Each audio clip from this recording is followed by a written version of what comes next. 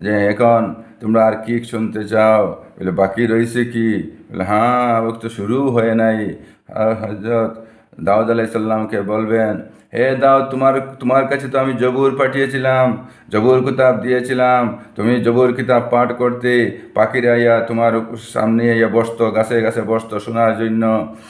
মাছগুলা, সমুদ্রের মাছগুলা কিনারা আসতো, তোমার আওয়াজ, তোমার এই জবুর কিতাব থেকে, এই কোরআন জবুর কিতাব থেকে পড়া শুনতো, তারা মুগ্ধ হয়ে যেত।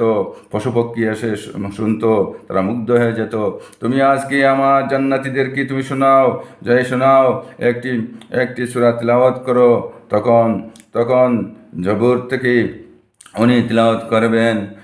হযরত দাউদ আলাইহিস সালাম তখন সূরা মুলক পাঠ করবেন, তাবারাকাল্লাযী বিয়াদিহিল মুলকু ওয়া হুয়া আলা কুল্লি শাইইন কাদির। তারা পাঠ করবে। এই সূরা যখন তিনি পাঠ করবেন, তখন প্রত্যেক জান্নাতীরা 40টি বছর শুনতেই থাকবে আর মুগ্ধ হইতেই থাকবে। 40টি বছর পার হয়ে যাবে। দুনিয়া থেকে, দুনিয়া তো এইরকম, যদি মানুষের আওয়াজ শুনতে থাকেন, কত মানুষের কত সুন্দর সুন্দর আওয়াজ আছে, কত সুন্দর আওয়াজ আমরা শুনতে মন চায়, বারবার শুনতে থাকি, বারবার শুনতে থাকি।